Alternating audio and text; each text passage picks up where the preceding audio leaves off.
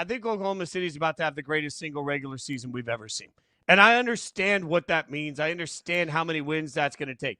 But let's be clear. Last night was not about anything that the Lakers did wrong. It was about everything that OKC did right. They moved to the ball so quickly. They are so deep. They can get minutes from so many different players. They had 7 guys with double digits minutes last night, and they make it look effortless while they're doing it. They swarm at you defensively. They swarm at you offensively. They're so fluid in everything they do. They're just better than everybody else. And just sit back, relax, enjoy it, and get used to it. Because OKC, I think, is about to have the single greatest regular season we've ever seen. And they're so damn young, they're about to put on an entire new dynasty in the process.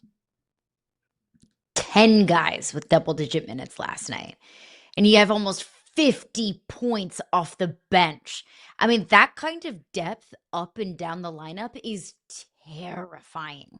The fact that you can call on anyone on any given night, call any given number, and they can pick you apart like that. I mean, I don't know how you beat this Thunder team, frankly. And I think what the perfect example of how dominant this Thunder team is.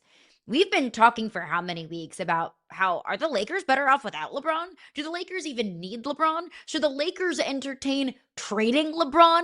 Are the Lakers on a fast path to winning a championship this year? Like, this is how much praise, rightfully so and justifiably so, that we have given the Los Angeles Lakers. And this morning, we woke up and we're having the conversation of, do the Lakers need help? You know, are the Lakers broken? How badly do the Lakers need LeBron? It's crazy how quickly the narrative can shift. And I don't think that any of those things are true. I don't think that the Lakers need help. I don't think that the Lakers are broken. I don't think the Lakers have these, fundamental problems on their team. I just think the Oklahoma City Thunder are that good.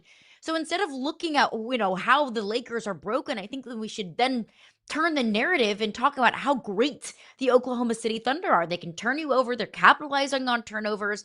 Their style of play is just so difficult. It's confusing. The Lakers kind of look befuddled so many times in that game last night. And I think that's just more credit to the Oklahoma City Thunder than it is a critique on the Los Angeles Lakers.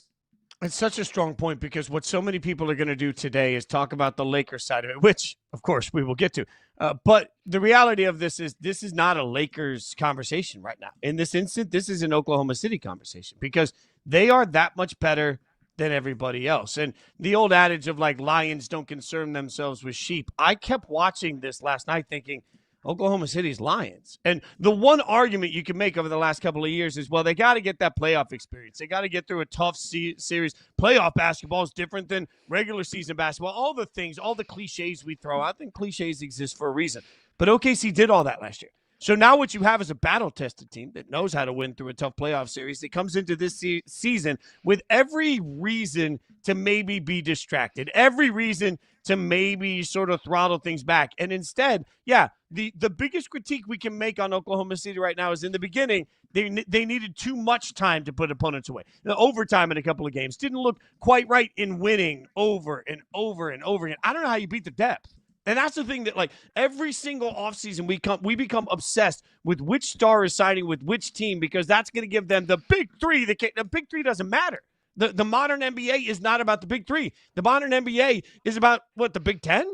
Like, because at some point, what you've got with Oklahoma City is guy after guy after guy, and it shows itself in the fourth quarter. Every game this season, I feel like I'm sitting here watching Oklahoma City, and I just watch them pull away in the fourth quarter. Why? Because they just have more guys in the rotation that can do great things. And when you couple that with how young they are, I just want to remind the world, there was a time when Golden State was an irrelevant franchise in the NBA. There was a time where people laughed at the thought of Golden State basketball. And now all of a sudden, for an entire generation, Golden State has been the it thing. They've been the calling card. They've been the thing that makes people flock to the NBA. That's what Oklahoma City is about to do. I don't think the question now is just how good they can be in the regular season. The question now is how many championships can this team win? Because barring injury, I don't see how anybody catches up to what they're doing today. And the fact that they've done it with the same level of laser focus and the same level of just day in, day out, night in, night out motivation, when they have such an opportunity as a young team to pull back and just enjoy life because they're a young team that's already won a championship, like, it didn't take away any of their edge. You didn't get their edge. So now they're deeper than you are. They're better than you are, and they're just going to kick your ass every night. Oklahoma City is going to be historic. I'm going to pop my feet up. I'm going to eat the popcorn every night, and I'm going to watch that man go out there and remind all of us that maybe you don't want to pay attention to Oklahoma City, but for the next decade, you ain't going to have a choice. If you don't want to pay attention to Oklahoma City, that's on you, because this is an incredibly fun brand of basketball. And to your point, they're not going anywhere. And their average age is what, 16? Like they're getting, Range Rovers for their birthdays at their My Super Sweet 16 party. So this is a young team that's, I would assume that young core is going to stick together for the foreseeable future. And they are playing chess, not checkers, GM chess, not checkers, because Oklahoma City has Utah's first round pick in 2026 and the Sixers first round pick in 2026. And oh yeah, by the way, they have the Clippers first round pick in 2027. I would assume that's going to be a fairly high pick in 2027 because the average age in the Clippers is like 145.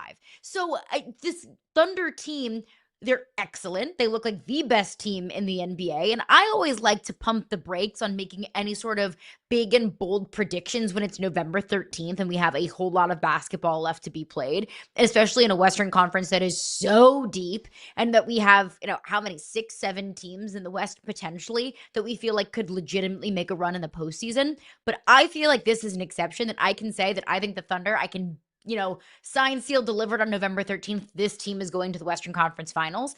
But not only is this a dominant team now, this is going to be a dominant team for the foreseeable future. And they have so much draft equity that they're only going to supplement that to be even better for years and years, maybe even a decade plus to come. Like this Oklahoma City Thunder team is terrifying in the best possible way. Yeah, just a reminder, the average age of Oklahoma City is 25.3 years. Compare that to the Clippers, who suck at 30 years old. So just a reminder of where things are. Is it that young for the Clippers? Yeah. Well, at least according to this quick Google search. I mean, average age by minutes, which is also an interesting, that factors in who's technically playing. Average age by minutes, again, 25.5 for Oklahoma City, 32.1 for the Clippers there. So who's actually getting in is even older. There is, speaking of old, another conversation here about the Lakers, though, because we did find out LeBron is back, had his full practice as part of his ramp-up to his return. I love this. It's not with the Los Angeles Lakers. It's with the G League affiliate, the South Bay Lakers. I can't imagine being in the G League, and you're like, all right, let's go up against LeBron today. They even have him listed on their G League roster. I think it's important to note here, LeBron is going to make the Lakers better, all right? No matter what any talking heads want to say, LeBron's going to make the Lakers better, and that's okay. Like, I also think it's important to note that the Lakers are not deep enough, even with LeBron, to compete with Oklahoma City. LeBron would not have changed that outcome in my mind. 100% of LeBron last night doesn't change what we saw last night against this OKC team. But if you're a Lakers fan, man, you're right in the thick of it. You have a top 3, top 4 opportunity in the West. You have a shot at the Western Conference Finals. LeBron being back is a reason to energize your hope, but I don't think LeBron being back shortens the gap between where the Lakers are and the Thunder are. If you think LeBron is going to come in and solve all of your problems, you got bigger problems than that. But I don't think that this Lakers team is fundamentally flawed or has a ton of problems. When you have Luka Doncic, who's playing at an MVP level, when that's being supplemented by Austin Reeves, who's playing some of the best basketball of his career, and then you understand that you'll have a net positive when LeBron comes back, assuming that he's 100% healthy and can contribute on, any given night. I wouldn't expect LeBron to be contributing every single night starting in November or December, but I mean, it's LeBron James. Like, if you don't think that this team is going to be better off with LeBron James than they are without, we just disagree. And I'm not willing to fight with you on that one. So I think this Lakers team, they're so good. And the Lakers team, they absolutely have what it takes with the addition of Luka, have what it takes to make a run in the postseason. I just don't think that you have all of these problems that are going to be solved by LeBron James. The number one problem that the Lakers have, the number one problem that every single team in the West has, is OKC. And that's not a problem that's going to get solved anytime soon. That's not a problem that's going to get solved by LeBron coming back and getting healthy. Yeah, I think they need more depth. They need more scoring. They need more help getting points from people. And I realize LeBron will do some of that. Maybe the concept is like Austin Reeves can be as the third best at the complementary role. He can be even more. But again, I will stress, this is not about my 3 taking on your 10.